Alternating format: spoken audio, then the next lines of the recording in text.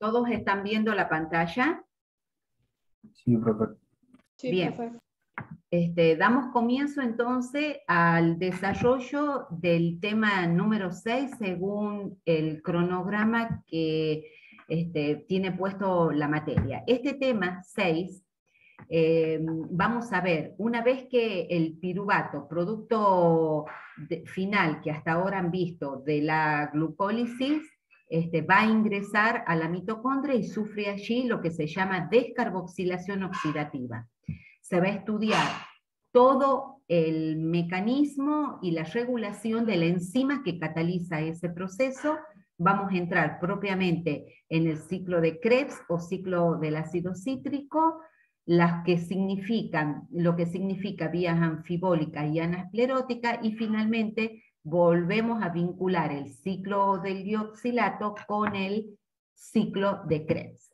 Nosotros en este esquema que siempre mostramos, en que está dividido en las 3 fases, es muy sencillo, en donde sí destacamos el tema que vamos a desarrollar, a dónde se ubica, en qué fase del metabolismo se ubica. Entonces, la conversión de piruvato a acetil-CoA corresponde a la fase 2 del metabolismo.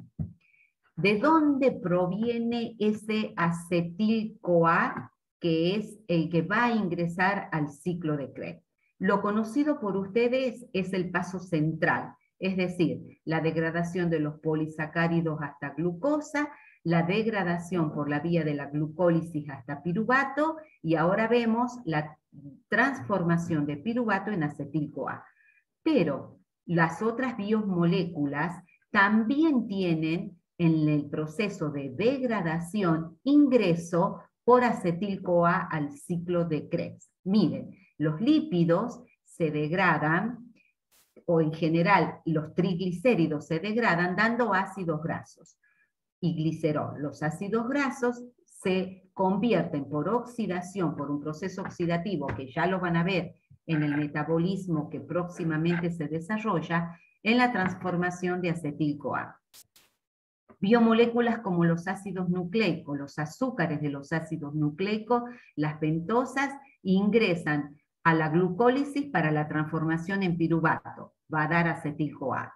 Proteínas, los aminoácidos tienen distintos ingresos en su proceso degradativo, ya sea como piruvato o como acetil-CoA o como otros metabolitos en el ciclo de Krebs. Ya los vamos a ver.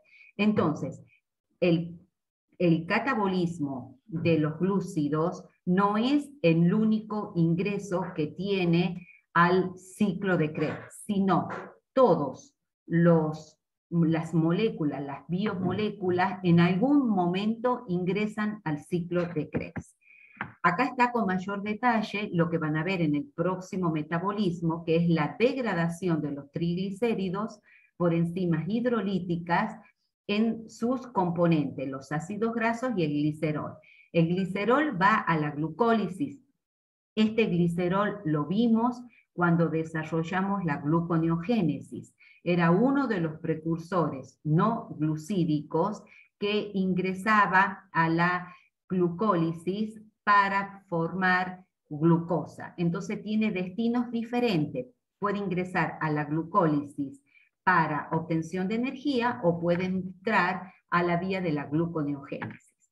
Ahora los ácidos grasos son los que en el metabolismo que van a ver se van a degradar a acetil-CoA, y ese es el ingreso que ahora entra al acetil-CoA. En el caso de las proteínas están formadas por aminoácidos, y los aminoácidos químicamente están formados por una cadena hidrocarbonada y el grupo amonio.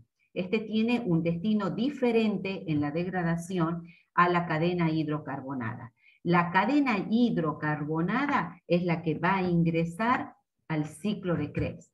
En esto, que es un esquema sencillo que lo retoman en el metabolismo de las proteínas, quiero mostrarles que aparece acá el ciclo de Krebs, porque viene de la degradación de las proteínas, sean intracelulares o de la dieta, que por hidrólisis dan los aminoácidos.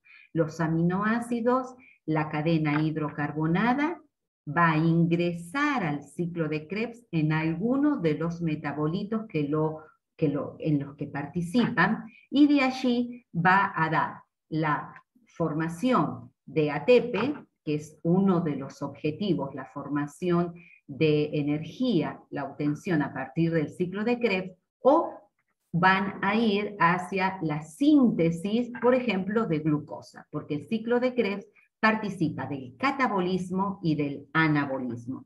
Yo voy a explicar de esta diapo solamente lo que involucra al ciclo de Krebs. El camino que está hacia la izquierda lo van a ver cuando desarrollen el metabolismo de proteínas.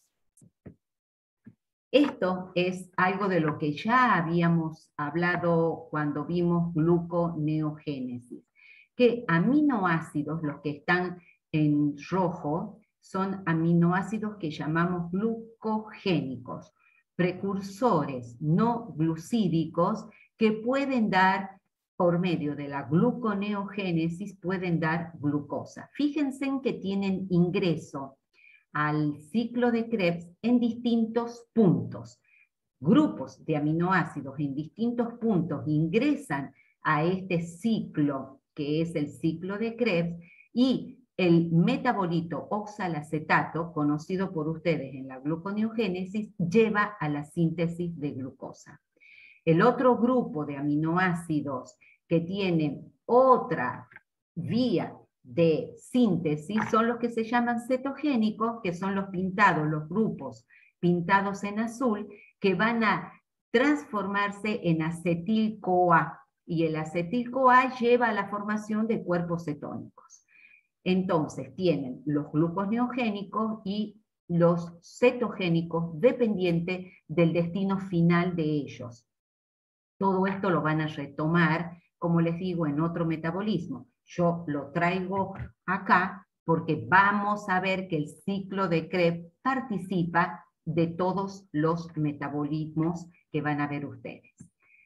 Acá les muestro entonces los pasos para que vayan teniendo en cuenta. La primera parte, que es la producción de acetil-CoA, es la degradación de ácidos grasos, de aminoácidos, de la glucosa, hacia la formación de piruvato, que son procesos que ocurren en el citosol. La transformación de piruvato en acetil-CoA ya en la mitocondria sería el primer paso, la producción de acetil-CoA a partir de las biomoléculas. Ustedes ven acá que las flechitas rojas están indicando pérdida de electrones. ¿Qué quiere decir? Procesos de oxidación. Las moléculas van degradándose y oxidándose, si la vemos en el sentido hacia abajo. El acetil-CoA, recién formado en esta primera parte, ingresa al ciclo de Krebs. Acá sigue todo un proceso degradativo, fíjense en que hay descarboxilaciones acá, y nuevas oxidaciones, nueva pérdida de electrones, que van todos a las coenzimas reducidas, lo que llamamos poder reductor. Es decir, toda la energía de oxidación que se va perdiendo paso a paso queda retenida en el poder reductor. El destino final de este poder reductor va a ser la transferencia de electrones hacia el aceptor final en los organismos aeróbicos, que es el oxígeno. Todos estos pasos que están indicados como 1, 2, 3, es lo que se llama respiración celular. Lo que les acabo de explicar está resumido en esta diapositiva, así que no la voy a leer. Están los 3 pasos resumidos del esquema anterior. Entonces podemos continuar. Este esquema es conocido para ustedes porque nosotros hemos mostrado esto cuando hemos nombrado el destino del piruvato según los requerimientos de oxígeno. Entonces dijimos, va hacia las fermentaciones, habíamos visto 2, etanólicas o láctica, si están en condiciones de hipoxia o de anaerobiosis. Y la línea central es la que nos toca ahora, es decir, cuando el organismo está en presencia de oxígeno, suficiente oxígeno, el piruvato ingresa a la mitocondria para seguir este camino que está mostrado ahí. Ocurre en todas las células animal y vegetal, en las mitocondrias. Este esquema, que ya lo venimos viendo, está bueno porque indica el flujo, el camino, acá dice flujo de electrones, el camino del flujo de electrones en cada uno de los pasos oxidativos de la glucosa. Nosotros empezamos con el 1, o sea, nuestro primer estudio estuvo vinculado acá. Ahora nuestro tema está en el segundo paso, que es la formación del acetil-CoA. Dijimos que ocurre en las mitocondrias de las células animales y vegetales. Acá está unificado. En las mitocondrias ocurre el ciclo de Krebs y otros procesos más que ya vamos a ir desarrollando. Entonces, ciclo de Krebs está en la mitocondria. ¿En qué parte de la mitocondria? Porque acá les muestro un esquema. Lo que está a la derecha es una fotografía microscópica electrónica que está muy bonita, y a la izquierda es un esquema dibujado. Pero sí se puede ver lo complejo que es la organela de las mitocondrias. Tiene una membrana externa que se muestra de color rosado, tiene en el interior crestas, que son las crestas mitocondriales, en donde se pliega muchas veces una membrana interna que es la de color amarillo.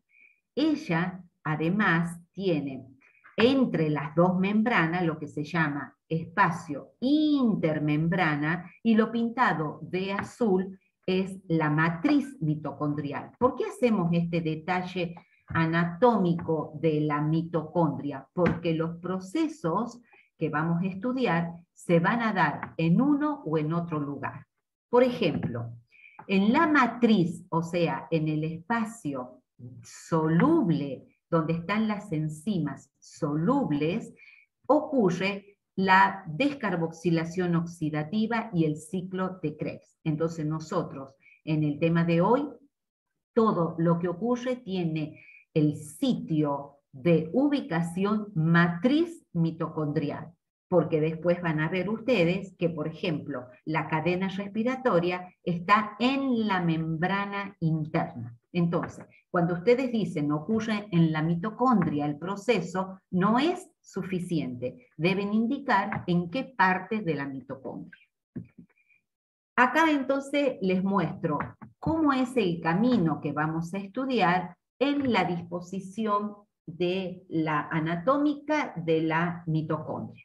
El primer paso es el número 1 que está indicado acá, ingreso del piruvato hacia la mitocondria. ¿Hacia dónde? Hacia la matriz mitocondrial de la mitocondria. Aquí es el paso del piruvato. Recuerden que las membranas, sobre todo la interna de la mitocondria, es altamente selectiva. No puede ingresar cualquier metabolito. Esos metabolitos que sí pueden hacerlo tienen transportadores específicos. Un caso es el piruvato. Otro caso que ustedes han estudiado en la gluconeogénesis es el malato. Entonces, el piruvato ingresa y ya está en la matriz mitocondrial para entrar al ciclo de Krebs. Es el paso que acá figura como punto número 2. Todo el poder reductor generado en las oxidaciones del ciclo de Krebs entran ahora en el paso número 3, que es el transporte de electrones en la cadena respiratoria.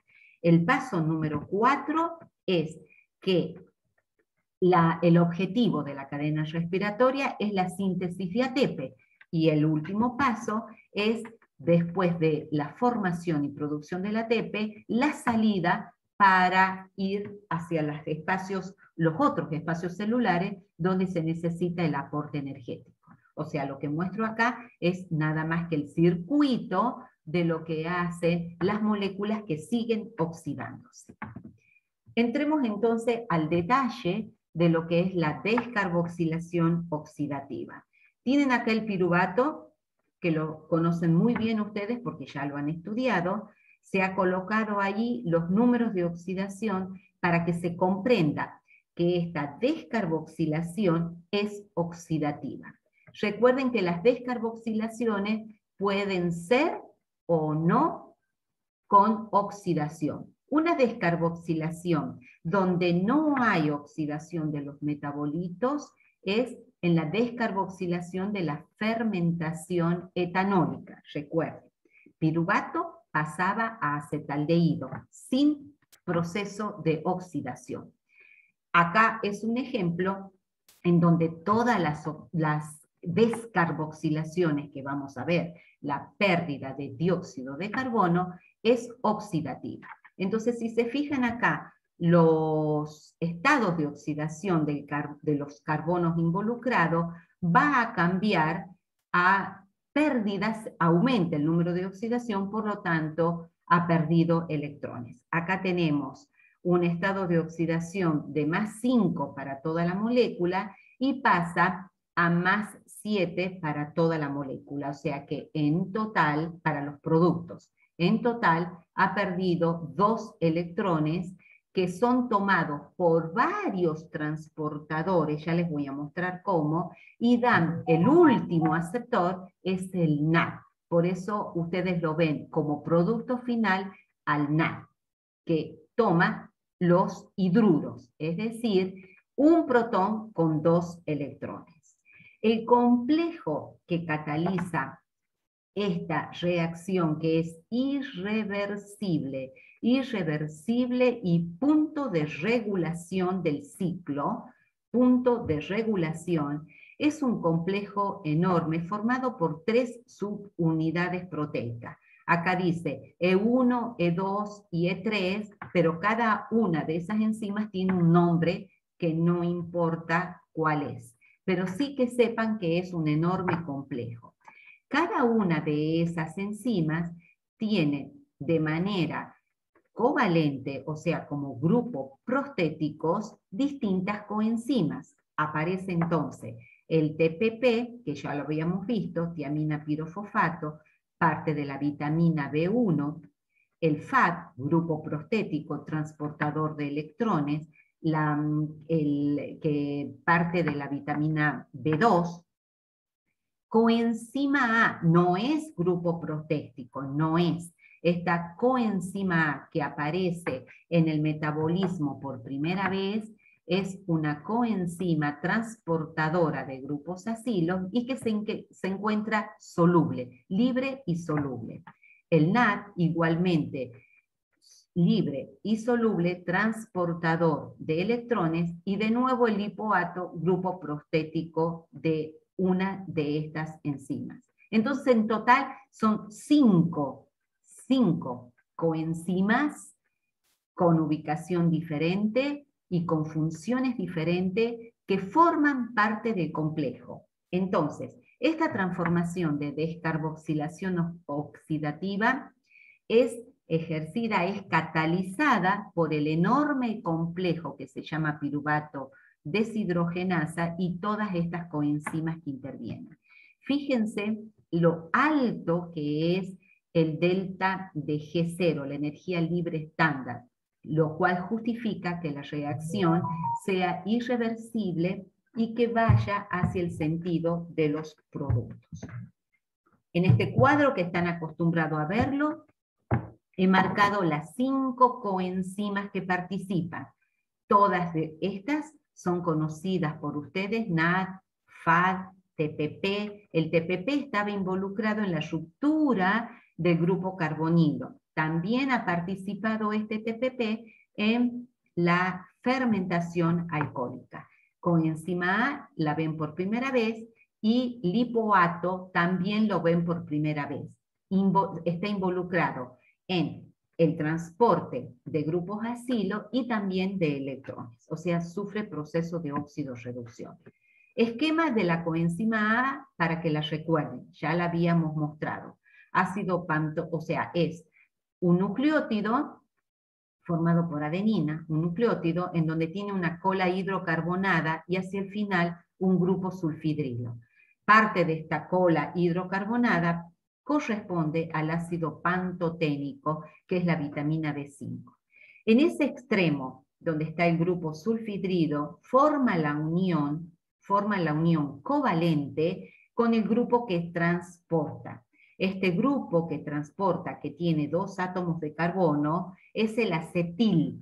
Por eso se llama acetil-CoA. Pero este grupo puede ser de otro número de carbono, de otra cantidad de átomos de carbono, en donde entonces va a tomar el nombre de acil-CoA, ya no acetil. Acetil está reservado solamente para este que tiene 2 átomos de carbono. Entonces nosotros hablamos con el lenguaje de decir acetil-CoA.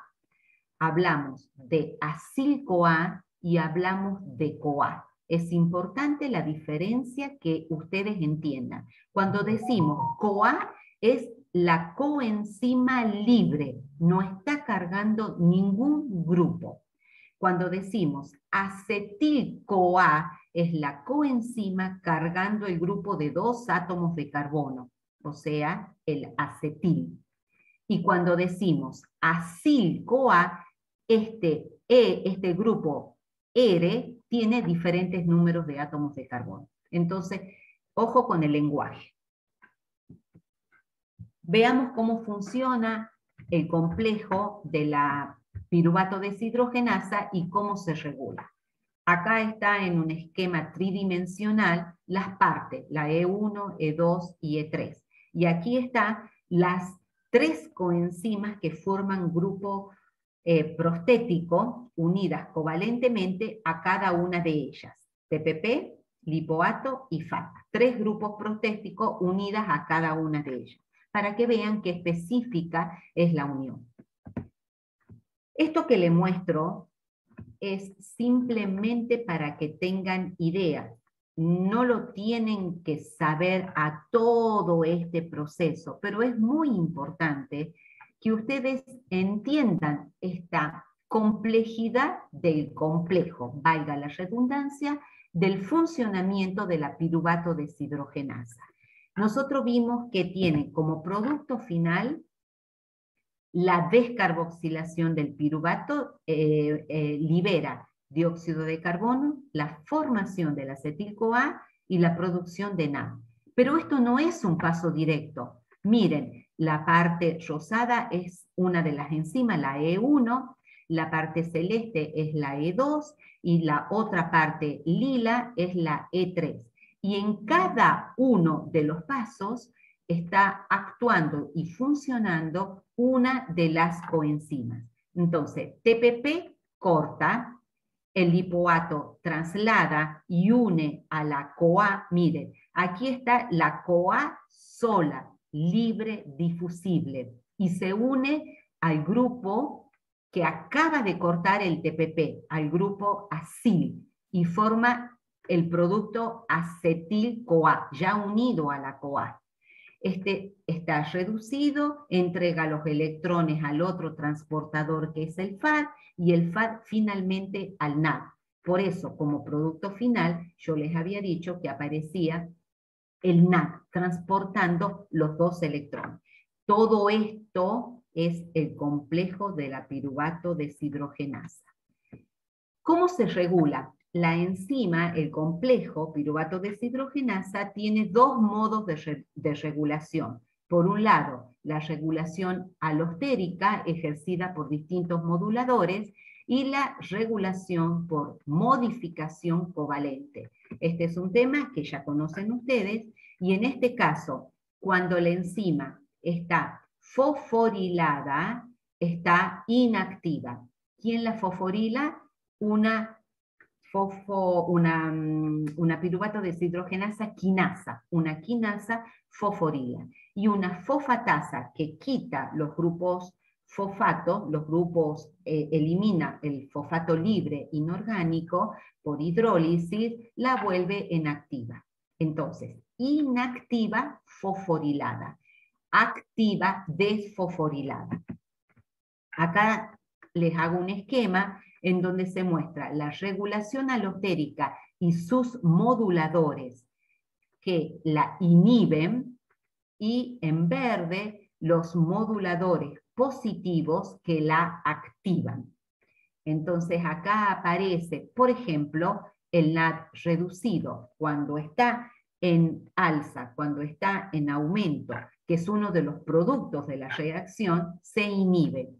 Cuando el ATP está en alza, en aumento, la célula significa que no está haciendo consumo del ATP producido, entonces disminuye la vía.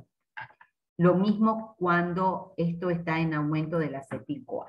Y al revés, los moduladores positivos están ejercidos por todas estas moléculas. Y acá aparece la modificación covalente, la fosforilación, la inactiva, y la desfosforilación ejercida por la fosfatasa, la activa. Acá hay un esquema que está interesante para ver. Miren, cada bolilla de colores diferentes es una parte del complejo. La E2 es la clarita, la verde es la E1 y la azul o más fuerte el celeste es la E3. ¿Qué se muestra acá? Que la E1 es la que cambia de conformación. Cuando cambia de conformación, palabra conformación, cuando cambia la conformación, cuando la pelotita amarilla, que es el fosfato, se le une. Entonces eso es lo que se muestra acá. Las grandes, estas dos, son una la quinasa y la otra la fosfatasa. Entonces esta es la fosfatasa y esta es la quinasa. Entonces, cuando esta fosfatasa une los fosfatos, quita los fosfatos, y esta es la que une los fosfatos. Cuando la E1 se fosforila, entonces cambia la conformación y ustedes ven que el nuevo complejo hay un cambio de conformación cuando está unido el fosfato y pasa a inactivo. Entonces, en el esquema ustedes ven eso que acabamos de decir. Con el fosfato, el cambio de conformación se produce en E1 y el complejo pasa a menos activo. Aquí está el resumen de toda la regulación. Entonces, está en verde cuando está activa porque no tiene fosfato, y en rosado está inactiva cuando sí lo tiene unido al fosfato. Entonces, el grupo es aportado por el ATP. La enzima que une de manera covalente el fosfato es una quinasa. Es una quinasa. Aquí aparecen los moduladores NAD, acetil-CoA y ATP que inhiben al complejo de la piruvato deshidrogenasa, al complejo. Entonces, son los que activan a la quinasa que hacen que una fosfato. ¿Se entiende esto? O sea, estos moduladores que son negativos porque la hacen al complejo, lo fosforilan y lo hacen inactivo, son los que activan a la fosforilación. ¿Se entiende, no? Sí, profe. Bien. ¿Puedo de nuevo, profe? Sí, claro, claro. Por eso, o sea, presten atención. Lo que se muestra acá es un resumen de la regulación. Es decir, los moduladores positivos y negativos y la modulación covalente, es decir, la fosforilación y la desfosforilación. Nos ponemos de acuerdo que cuando está fosforilada pasa a inactiva. ¿Cómo se fosforila? Por medio de una enzima que se llama quinasa y que utiliza el ATP como dador de grupo fosforilo. Entonces, el ATP entrega el grupo fosforilo que lo une covalentemente y libera ADP. Esta quinasa que está fosforilando es activada, por eso está en verde y con más, es activada por todos estos moduladores, NADH, acetil-CoA y ATP. Por lo tanto, todos estos moduladores son moduladores negativos del complejo de la piruvato deshidrogenasa porque pasan a ser los que activan a la fosforilación. Entonces lo transforman el complejo en inactivo. ¿Comprenden eso? Profe, gracias. Bien, entonces ocurre al revés con los que son positivos para la piruvato deshidrogenasa y son los que inhiben a la fosforilación. ¿Está comprendido, no? Acá aparece el calcio, entonces que es también un activador de la fosfatasa,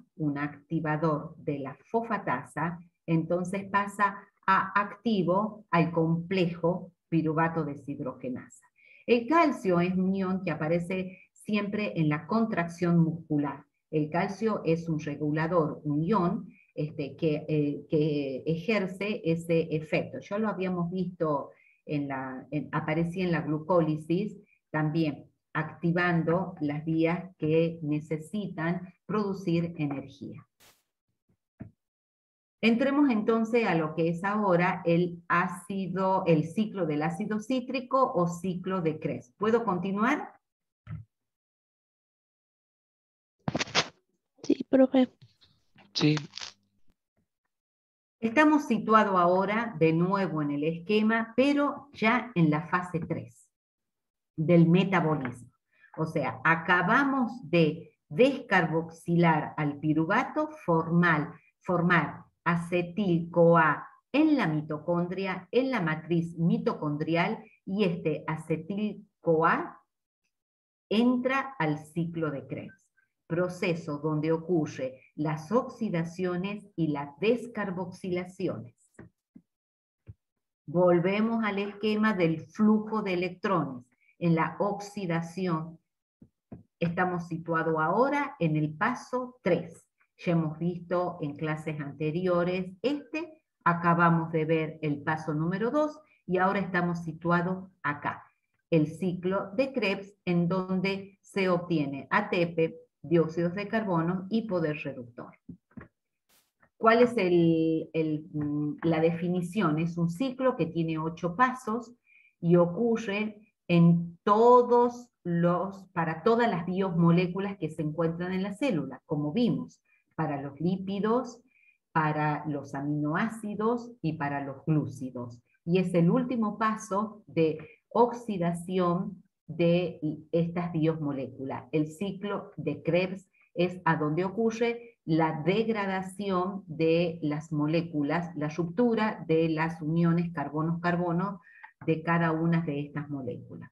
Ubicación celular, matriz mitocondrial, y tiene 2 objetivos principales: producir energía y proveedor de precursores para la biosíntesis. Si ustedes se acuerdan, la glucólisis tenía los mismos objetivos: producir energía y generar precursores para las biosíntesis.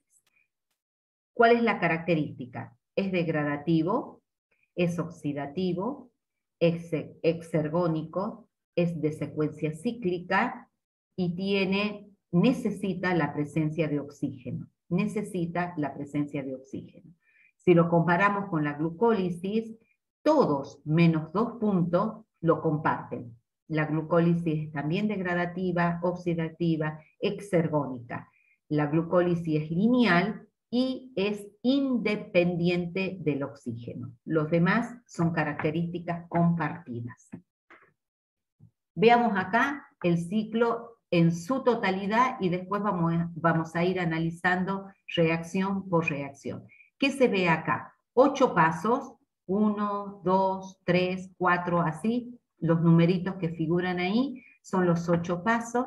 Está el nombre de las enzimas que ya la vamos a ver en cada una de las reacciones, y en general lo que se ve es 1, 2, 3, 4 pasos de oxidación. ¿Por qué sé que son pasos de oxidación? Porque libera poder reductor. 3 pasos liberan en forma de NADH y 1 en forma de FADH. O sea, 4 pasos totales de oxidación tiene el ciclo. Y tiene de estos 4 pasos, solo 2 son de descarboxilación. De los 4, solo 2 son descarboxilaciones oxidativas. En los otros 2 restantes solo hay oxidación, deshidrogenación y nada más. Y otro punto importante, miren acá, la formación de un ATP. Nosotros ya sabemos lo que es la fosforilación a nivel de sustrato. Pero todo este ciclo de 8 reacciones sería ineficiente si genera un ATP por cada acetil-CoA que entre. Ineficiente. Por lo tanto, la riqueza energética del ciclo está en la formación del poder reductor, que luego sigue su camino hacia la cadena respiratoria. Veamos entonces paso por paso. El primer paso, la condensación. En la condensación, la molécula de acetil-CoA recién formada se une a una de 4 átomos de carbono que se llama oxalacetato. Ya hablamos del oxalacetato en el primer rodeo de la gluconeogénesis. La enzima que cataliza se llama citrato sintasa, es un paso irreversible y aparece una hidrólisis, es decir, el agua para hacer la transferencia de este grupo acetil a la unión del D4. Entonces, se va a formar una molécula de 6 átomos de carbono, 6 átomos de carbono, 1, 2, 3, 4, 5, 6, que tiene 3 grupos carboxilo. Por eso el ciclo también tiene el nombre, de acuerdo a este primer molécula que se forma del ácido cítrico o de los ácidos tricarboxílicos. Esta es la primera molécula. La unión se forma con energía liberada en la ruptura de esta unión covalente, que recuerden ustedes es la unión tioéster. Es decir, la coenzima tenía un grupo sulfidrilo, como les mostré, y carga al acetil por medio de una unión tioéster.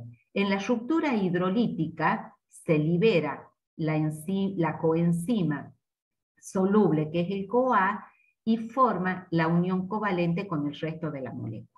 Entonces, esa energía es aportada por la ruptura del enlace tioéster.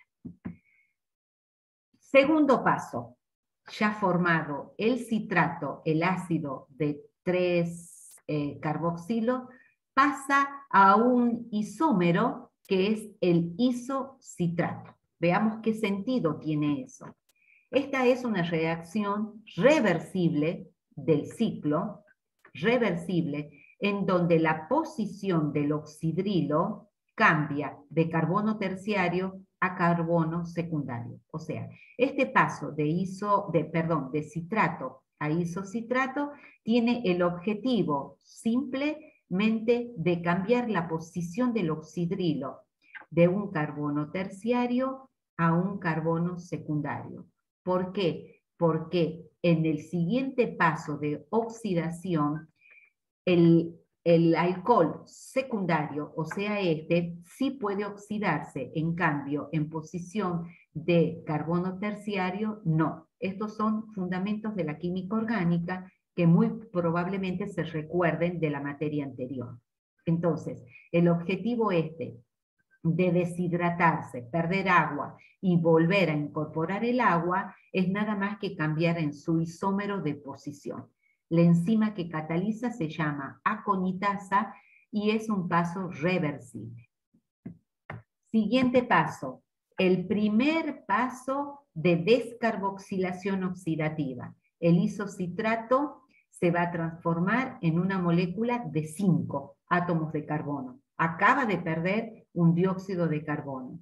Es paso irreversible catalizado por la isocitrato deshidrogenasa. Están puestos acá los números de oxidación para que ustedes vean la pérdida de los 2 electrones. Acá pasa de +2 a +4, de -1 más 3 más 2 a +4, porque estos se anulan entre ellos. Esos 2 electrones los toma el NAD para transformarse en poder reductor. Cuando el P, que es el fosfato, está entre paréntesis, quiere decir que la enzima isocitrato puede actuar con el NAD solo o con el NAD-P. Pocas enzimas pueden hacer esta dualidad de trabajar con una coenzima o con la otra. El paso, dijimos, es irreversible y es el segundo paso de regulación del ciclo. La energía entonces queda conservada, la energía de oxidación, en el poder reductor. Forma la molécula de alfa-cetoglutarato, una molécula de 5 átomos de carbono con 2 grupos carboxilo. Siguiente paso del ciclo, el paso número 4. Segundo paso de descarboxilación oxidativa. La de 5 átomos de carbono pasa a una de 4, es decir, de alfa-cetoglutarato a succinil-CoA. Segundo paso. Veamos la enzima. Complejo de la alfa-cetoglutarato deshidrogenasa. Utiliza el NAD como transportador de electrones. Paso irreversible. Tercero y último de regulación del ciclo. Se descarboxila el alfa-cetoglutarato y pasa a succinil-CoA, que tiene 4 átomos de carbono unido al CoA. Interviene acá la coenzima y forma de acá la unión tioéster que conserva la energía en la unión tioéster y la descarboxilación. Están puestos entonces los números de oxidación para que vean la pérdida de los 2 electrones.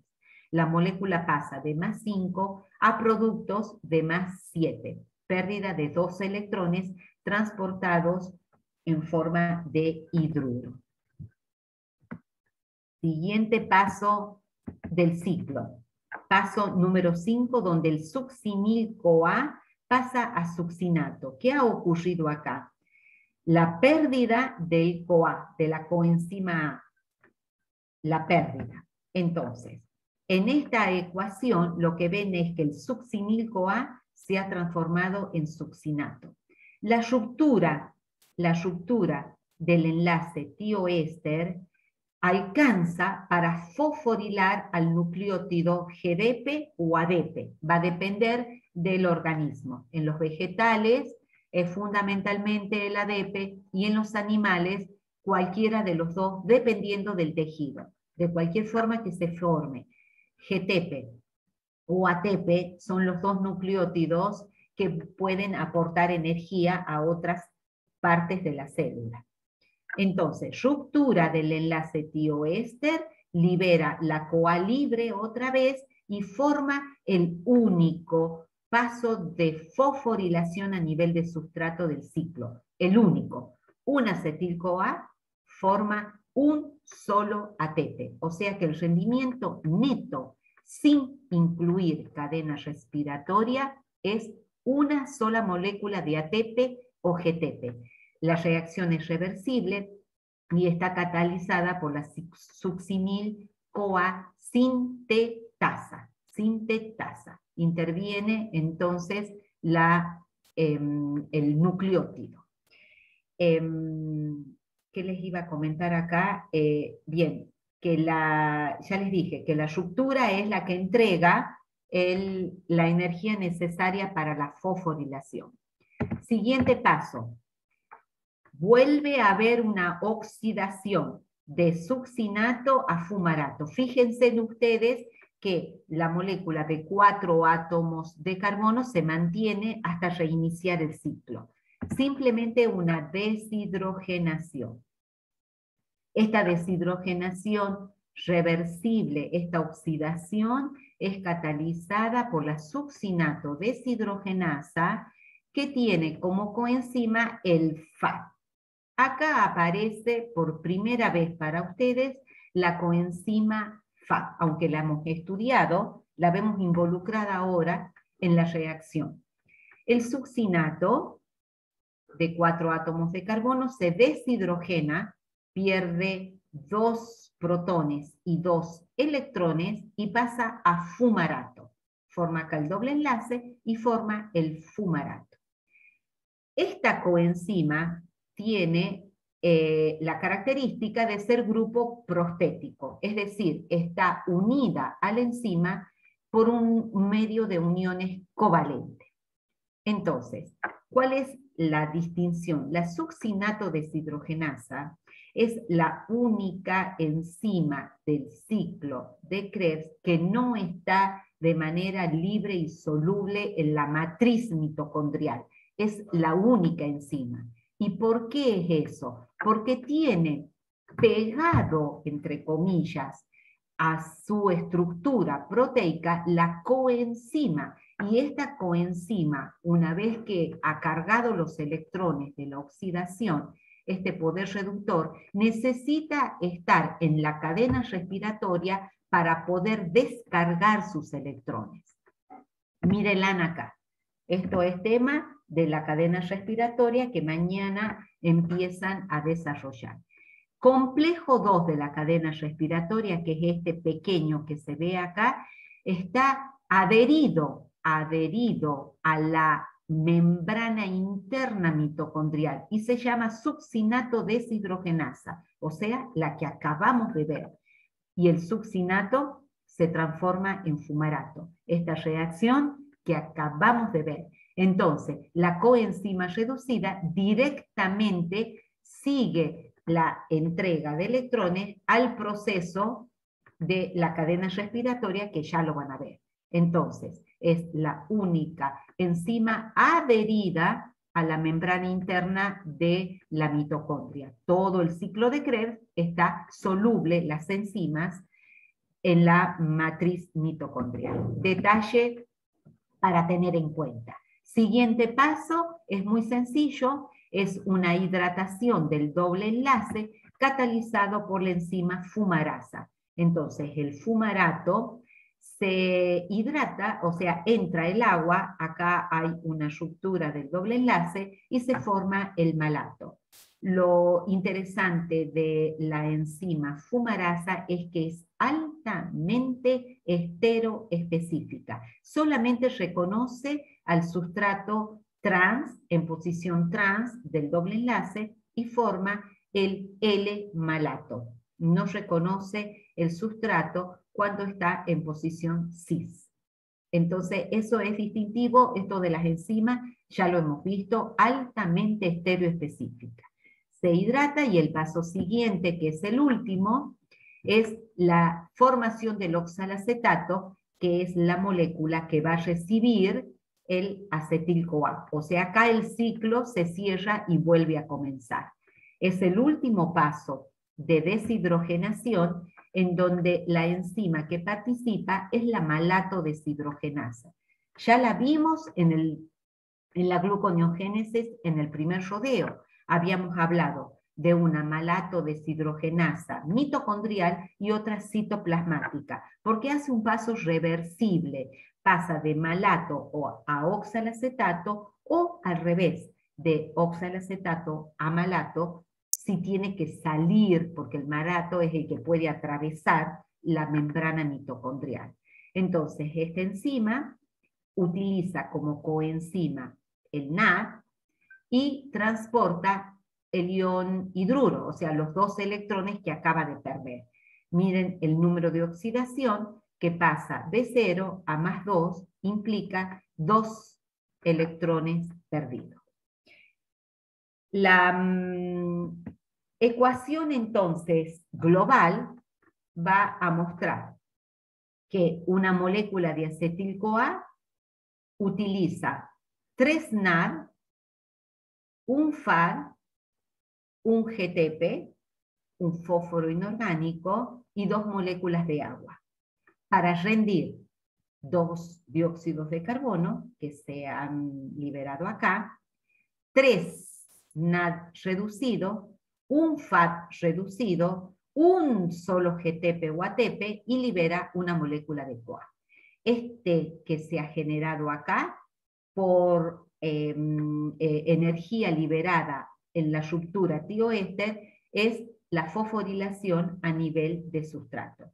Todo el otro poder reductor generado entra a la cadena respiratoria para la fosforilación oxidativa. Y acá les hago acordar que para la fosforilación del ADP se necesita energía que puede provenir de la fotofosforilación en el proceso de la fotosíntesis, de la fosforilación oxidativa en el transporte de electrones o la fosforilación a nivel de sustrato cuando el sustrato es el que aporta la energía.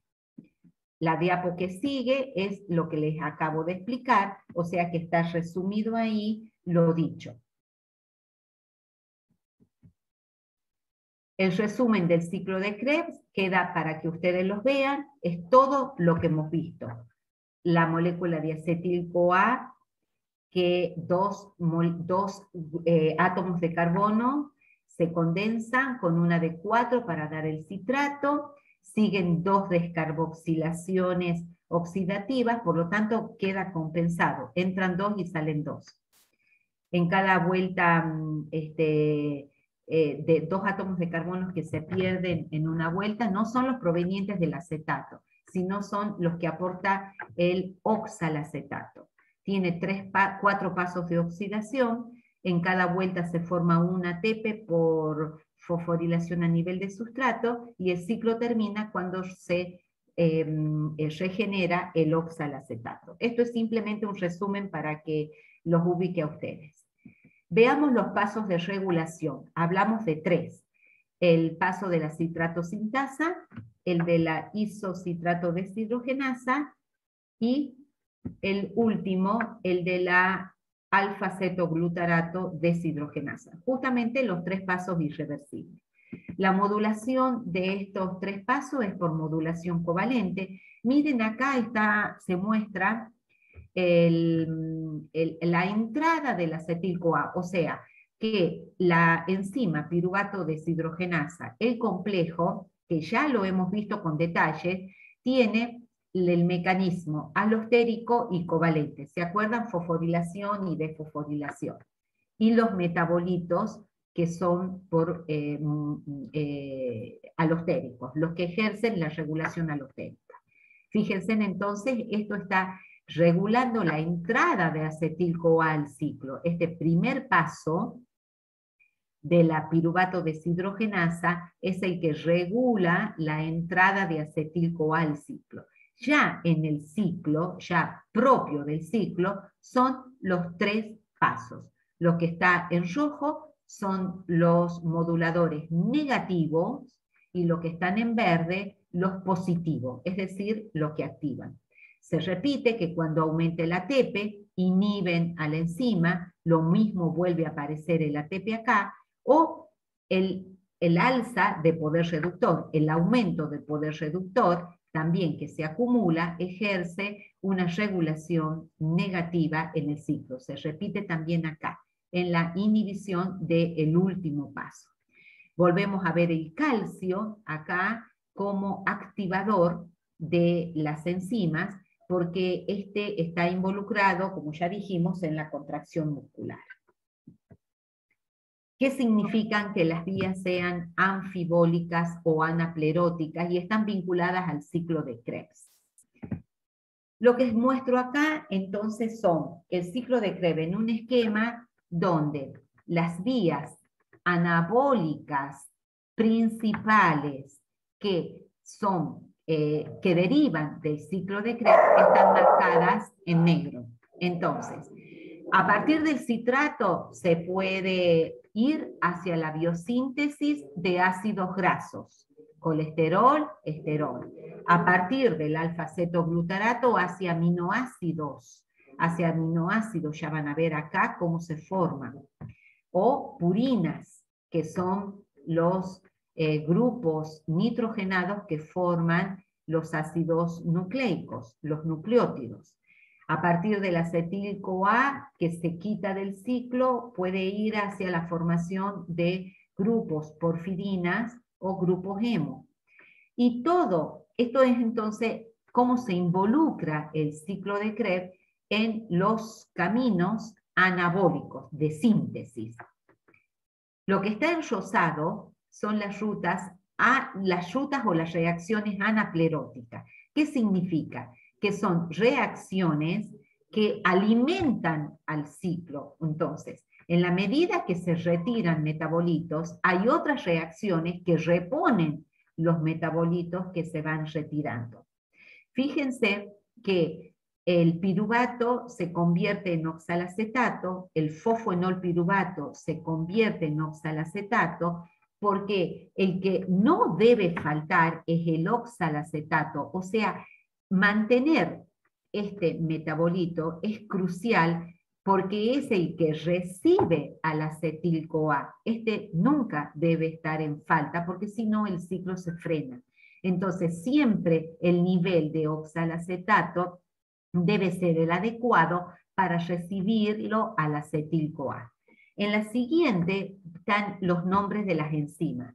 Esto está entonces indicando los caminos anabólicos, que lo acabamos de mencionar, a partir del citrato, de alfa-cetoglutarato, de succinil-CoA, los aminoácidos que dan lugar a partir del oxalacetato, y muestran 1, 2, 3 y 4 reacciones llamadas anapleróticas, que son las que restituyen los metabolitos que se retiran del ciclo.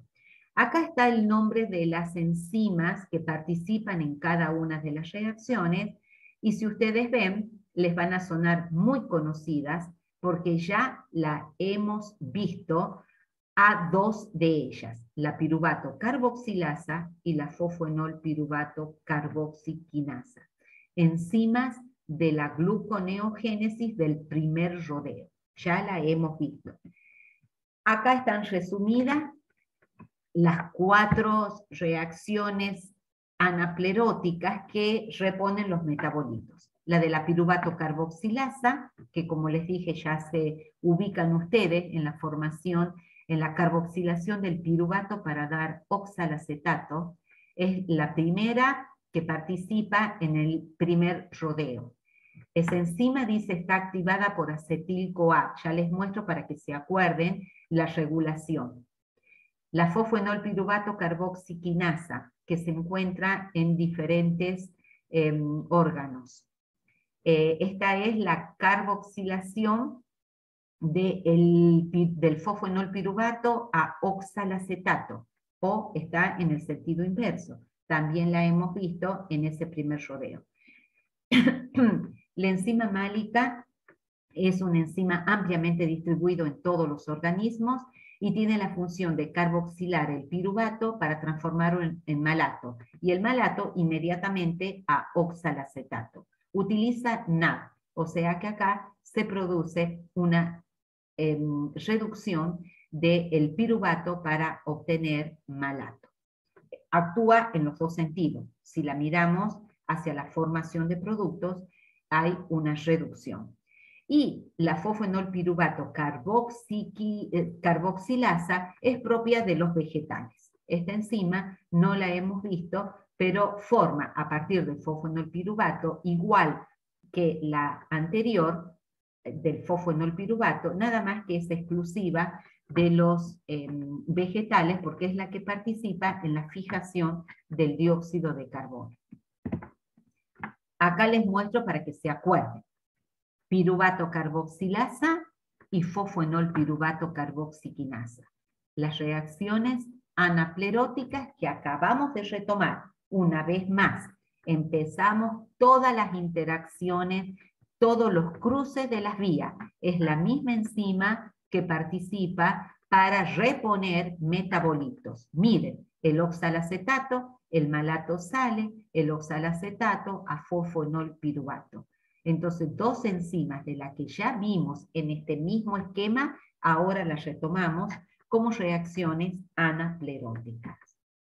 Este ya lo hemos visto, solamente les dejo para que vean la ecuación química: piruvato que se transforma en oxalacetato, amalato, puede salir de la mitocondria como malato, afuera la fosfoenolpiruvato carboxiquinasa hasta que forma fosfoenolpiruvato. Todo esto es nada más que para que empiecen a ver las relaciones de las vías metabólicas.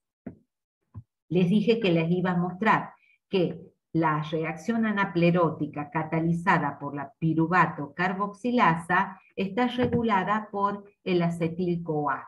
El acetil-CoA regula, activa a la piruvato carboxilasa para que siga la vía de la gluconeogénesis, es decir, a la formación de oxalacetato. Va a depender del acetil-CoA, de la concentración, para que esta reacción anaplerótica forme a partir de piruvato oxalacetato. Esquema ya mostrado en clases anteriores.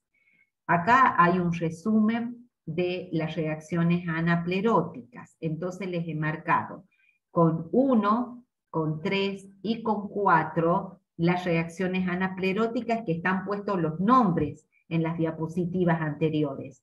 Acá es las fórmulas químicas para que ustedes puedan relacionarlas y entender cómo se transforma esta ya vista de fosfoenol a oxalacetato. La número 1 vista es la carboxilasa que acabamos de ver, de piruvato a oxalacetato, y la enzima málica nueva que acabamos de describir. La única que le falta acá es la carboxiquinasa, la fosfoenolpiruvato carboxiquinasa, que está en el primer rodeo. Finalmente llegamos al ciclo del glioxilato, que se lo vuelve a retomar en este tema para vincularlo al ciclo de Krebs.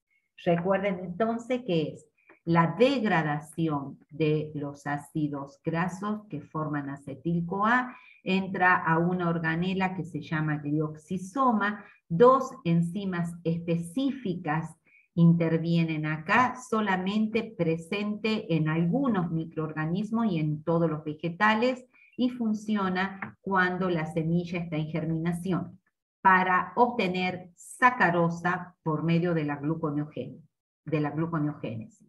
Entonces, ¿por qué lo vinculamos ahora? Porque acabamos de ver lo que sucede acá. Entonces, la salida del succinato entra ahora al ciclo de Krebs. Ya sabemos todo esto, lo del ciclo de Krebs, y sabemos que el malato puede salir de la mitocondria hacia el citosol para arrancar con el camino de la síntesis de glucosa y por consiguiente de la sacarosa en los vegetales. Por eso lo retomamos, para que puedan vincularlo en estos tres espacios que se dan: cuerpo lipídico, glioxisomas y ciclo de Krebs. Y lo último que les muestro es cómo hemos completado todo este camino de degradación. Si hacemos nosotros un recuento de en cada paso de oxidación la cantidad de electrones que se han perdido, lo podemos ver que una molécula de glucosa se transforma en 2 de piruvato. Proceso de la glucólisis, un paso de oxidación, se han generado 2 NAD, H. O sea, 4 electrones perdidos en este primer paso de oxidación. Segundo paso, transformación de piruvato a acetil-CoA. Segundo paso, en donde se forman otros 2 NAD reducidos. Y la primera descarboxilación, otros 4 electrones perdidos. Seguimos en el ciclo de Krebs. Se pierden por cada 2 acetil-CoA que ingresan, 6 NAD, 6 FAD, 4 dióxidos de carbono y 2 ATP a nivel de sustrato. Esto genera 12 electrones y 4 electrones. Lo único que hago, porque todo esto lo van a ver en mucho más detalle cuando vean los rendimientos energéticos de las moléculas, está para que ustedes vean lo que alguna vez se puso acá, flujo de electrones. Entonces vamos viendo pérdida, pérdida, pérdida de 12 electrones, de 4 electrones. En total, la molécula de glucosa para transformarse en 6 dióxidos de carbono y 6 agua. ¿El agua de dónde? Del transporte de electrones y de la reducción del oxígeno a agua. Es una pérdida total de 24 electrones. O sea, el objetivo de acá es ver la pérdida de electrones escalonado que se da en la oxidación completa de la molécula combustible. O sea que yo estoy mostrándole acá la primera diapositiva que vimos cuando arrancamos con procesos de óxido-reducción, en donde dijimos que moléculas combustibles no se oxidan en un solo paso, sino que escalonado. ¿Y por qué es eso? Porque va perdiendo energía de manera escalonada para no perderla como calor. Entonces va guardando la energía para generar ATP y trabajo útil. Es la energía para generar trabajo útil para la célula. Porque si fuera un solo paso exergónico, sería tan grande la pérdida de energía que se perdería como calor. Entonces la célula poco a poco la va guardando a esta energía que se pierde en las oxidaciones, formando ATP en cada uno de los pasos. Entonces, el sentido de esta cascada es mirar estos pasos oxidativos que lo planteamos de primera instancia. Les queda ver hacia el final este último, que es tema diferente. ¿Está comprendido, chicos, hasta acá? Sí, profe. Bueno.